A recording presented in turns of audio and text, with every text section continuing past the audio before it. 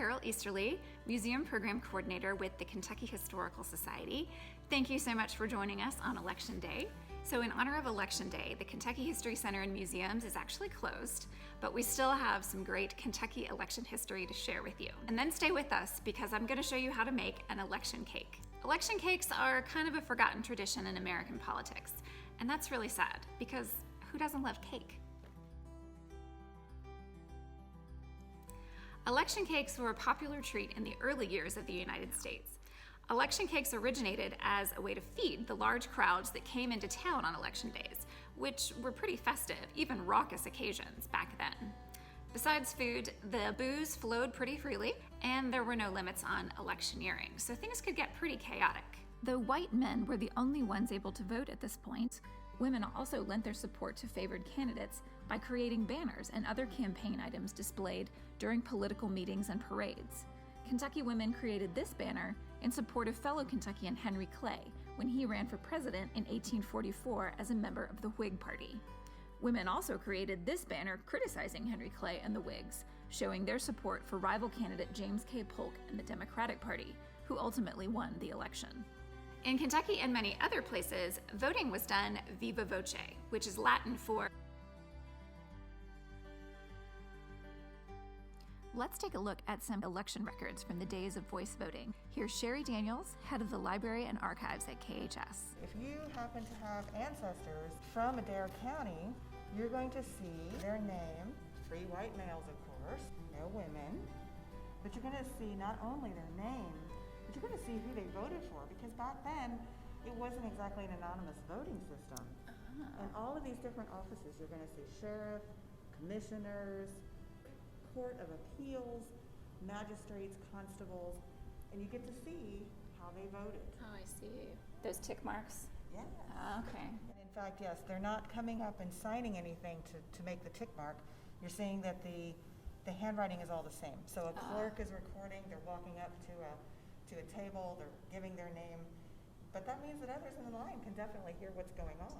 This made fraud and voter intimidation pretty easy to accomplish, and elections were routinely rigged through vote buying, threats of violence, and other pressures on vulnerable citizens. Occasionally, election day violence escalated into full-blown rioting. Rioting broke out in Louisville during the elections of Monday, August 6, 1855, fueled by the anti-immigrant rhetoric of the Know Nothing Party. At least 22 people were killed, and multiple homes and businesses were destroyed on Bloody Monday in one of the worst election riots in U.S. history. The election of 1864 took place in unprecedented circumstances. With the country embroiled in civil war, Americans faced new questions about who should vote and how voting would take place amid the conflict. When the Civil War begins in 1861, and over the course of the war from 61 to 65, about 3 million men enlist and join in the Union and Confederate armies. In the middle of this tumultuous Civil War, perhaps the most titanic struggle the nation's been up to and since then, the nation has to decide what it's going to do. There are some who push for the war to supersede the regular electoral process, and Lincoln goes, no. And most people go, no, we still need to do this. So the biggest question becomes, right, and at this time, only white males can vote. What about the men who are in the field? What about the men who are enlisted in the Union Army and who have marched off? It's a fairly contentious issue. Should soldiers be allowed to vote? And it really became a partisan issue, depending on the state. Lincoln Republicans in the 1860s who saw the Union Army as the embodiment and full of Republicans or pro-war Democrat Unionists kind of go, yeah, we should allow soldiers to vote. In other places where they're contested in tight elections, Democrats sometimes say, no, we shouldn't let soldiers vote. So it becomes this very partisan issue.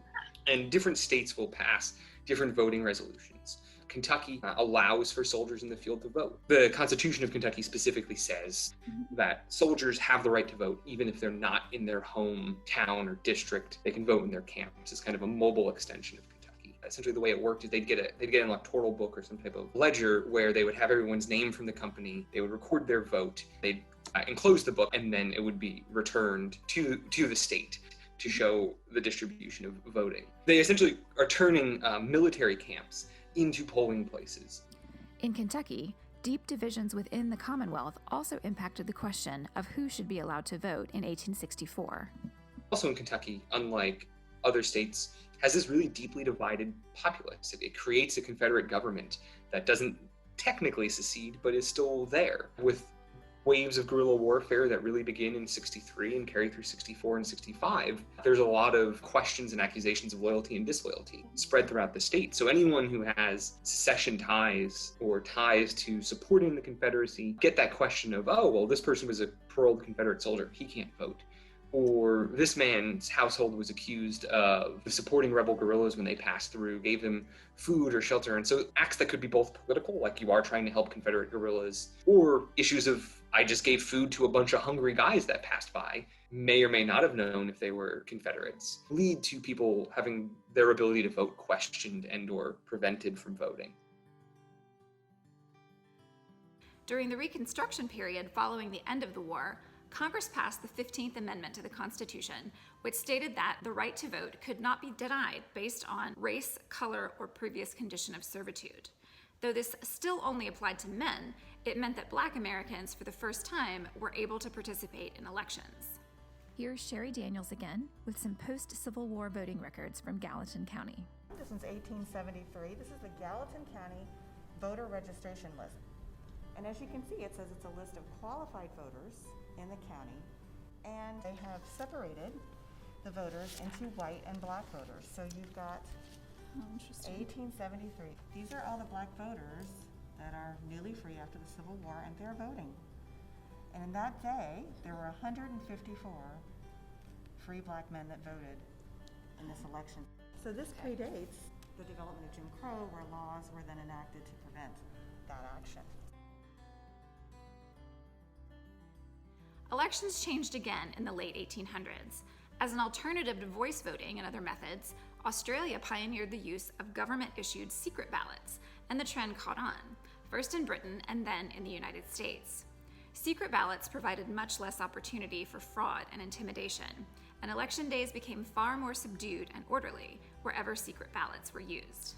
Louisville, previously the site of a bloody election riot, actually became the first U.S. city to adopt secret ballot voting for their municipal elections in 1888. Outside Louisville, Kentuckians still used voice voting until 1891, when they ratified a new state constitution that mandated the use of secret ballots. There were some objections to changing Kentucky's voting procedures. George Washington, a distant relative of our first president, chaired the Committee on Elections during Kentucky's 1891 Constitutional Convention. Washington was a strong advocate for secret ballots and fought to get them enshrined into state law, overcoming the objections of delegates who opposed the change. Satisfied with his work, Washington used this pen to sign the completed Constitution. Though they greatly reduced the instances of election fraud, secret ballots didn't always completely prevent them. Kentucky's Ed Pritchard, a prominent attorney who served in the Roosevelt administration, was convicted of stuffing ballot boxes in Bourbon County during the election of 1948.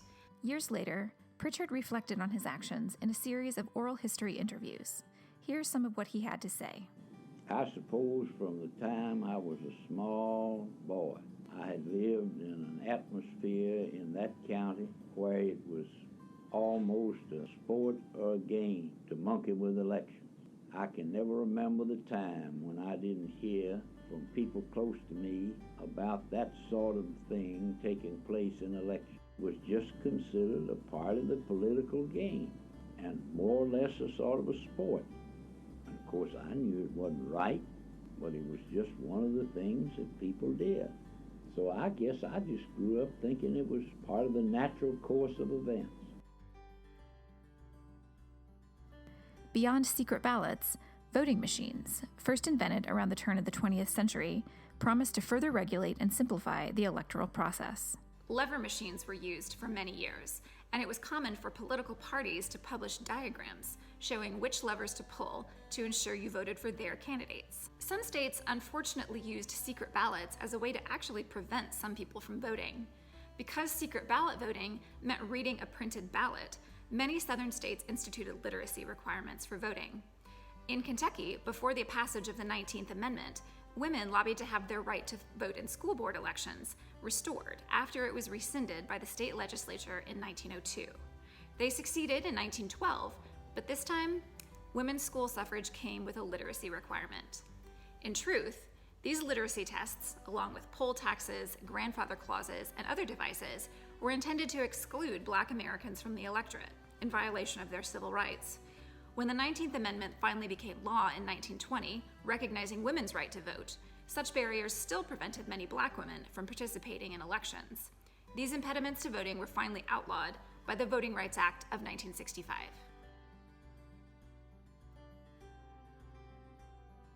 Voting practices have been through major changes since the early years of the United States, and it's likely that they will continue to evolve, whether because of new voting technologies, legal changes, or unexpected events like a global pandemic.